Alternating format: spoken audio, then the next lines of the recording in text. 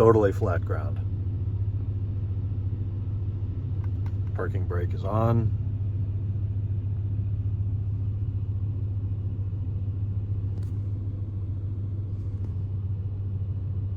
It's a brand new sensor, 400 bucks.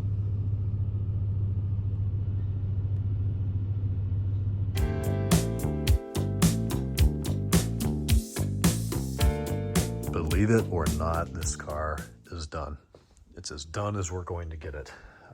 Here on the final day, after 10 months for a transmission conversion, it decides it's not going to read oil level anymore. And I don't know if I included that clip in here or not, but it's just so frustrating not having a dipstick like every other car in the world. The BMW thought it was better to put a $400 sensor in the bottom of the oil pan than the other one didn't work. It had a pre-existing code when the car came in for oil condition sensors. So it's been replaced, very expensive sensor, and still doesn't read. It just flashes between no measurement possible and okay, we're reading it. Nope, no measurement possible. Now we're reading it, no measurement possible. There's only 3 conditions you have to meet. An engine has to be at idle RPM, car has to be on flat ground, and you have to be at temperature above 58 or 68 Celsius for the oil temp. All of those conditions are met perfectly, and it still does that. So it's got to be a bad DME or nav computer, whatever controls that. I don't know. There's no code stored for it. If you go in and read it manually, which took me about 40 minutes to find in ISTA, it reads, it works. It just will not display on the dash or the navigation computer. So the oil level is set properly, but he will need a functioning ISTA installation and K+ DCAN cable without pins 7 and 8 bridged to read the oil level in this car, which is really annoying and kind of explains why it came in 4 liters low on oil. There's no way to tell how much oil's in the engine. It's been through the PDI. It'll get cleaned up tomorrow. Customer needs to pay his bill and arrange for shipping back to the Windy City. Jim's car, more frustrations here. So there's 25 bolts in the bottom of the oil pan. I ordered them 8 days ago. They told me 23 of them would be in 2 days, and the last 2 would be another 2 days past that.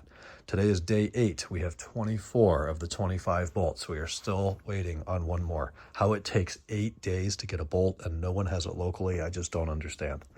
So other than that, it is done. We've replaced 3 of the 4 power steering hoses, the water pump, the thermostat, degreased some of the engine, though it's leaking like a sieve.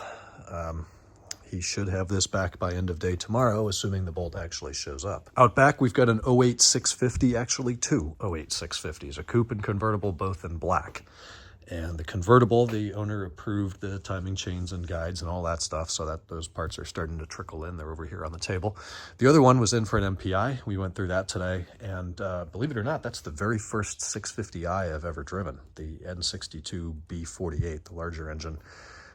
Pretty quick. The automatic obviously neuters that almost completely, but pretty nice car. 137,000 miles, interior's in nice shape. Needs a little bit of body work. All the suspension's original. The rear shocks are blown, and pretty much all of the ball joints are just crusty and cracked to hell, but it drives really well, and that hasn't affected the drivability in the suspension yet. So I delivered the MPI results. The guy actually works next door. He just got a job in the next suite over there, so really convenient for him to just drop his car off, aka park it at work. We'll work on it during the day and he can take it home. Blue water is pending an inspection. That'll hopefully happen sometime this week. And then Alan's still pushing up here on this carbon Imola car. So diff bushings are done, the differential's back in, the drive shaft has been serviced, it's ready for installation. That'll go in tomorrow, followed by the exhaust. We've got to do rear upper control arms, rear brakes, pull the oil pan, change the engine oil, inspect for timing guide pieces. At 89,000 miles, I don't expect anything, but we're 2 decades old, so we'll probably find out tomorrow. Shifter carrier's been rebuilt. He's got this Dynon shifter, which has a really weird cup and circlip on the bottom of it. So that'll be going back in. Obviously, all the bushings are fresh now. And his parts box here is dwindling, which is good. Let's see if I missed anything. We got some underbody hardware. Oh, we're doing a fuel filter. And then the short lines at the ABS module. He already has stainless lines at all 4 calipers, so we're just using the factory rubber lines. That'll get him another 20 years, no problem. Otherwise, 950. I'm going to head out of here. It was a really nice, warm, sunny day. I actually brought the 540 up here today for the first time in my ownership of that car with all the windows down, the sunroof open, some tunes on. It was a really, really nice drive in and beautiful afternoon. Yeah, that's before the bottom falls out next weekend, down in the 50s and more rain. Talk to you guys on hump day already. Good night.